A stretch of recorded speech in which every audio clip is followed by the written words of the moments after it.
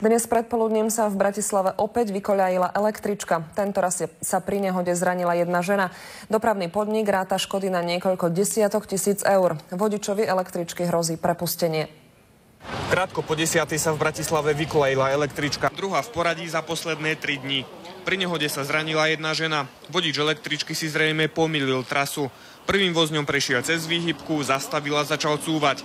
To spôsobilo vykoľajenie. Rovnako ako v piatok aj dnes podľa Branislava Záhradníka nehodu spôsobil vodič električky. Boli to hrubé školácke elementárne chyby, ktoré naozaj sa nesmú opakovať. Obom vodičom hrozí prepustenie ako výstraha pre ostatných, aby jazdili opatrnejšie. Upravili sme im výrazne platy, zlepšili sme im pracovné podmienky, ale ak je toto odpoveďou, že klesá morálka tých vodičov, tak to nebudeme tolerovať. Paradoxne len niekoľko minút po havárii slávnostne začali s rekonštrukciou električkového tunela. Z rôznych dôvodov nevyhovuje tento tunel, čo sa týka aj prevádzkovania vodovodného potrubia, ktoré je na povrchu. Opravovať sa bude okrem koľají aj osvetlenia, pribudne bezpečnostný kamerový systém.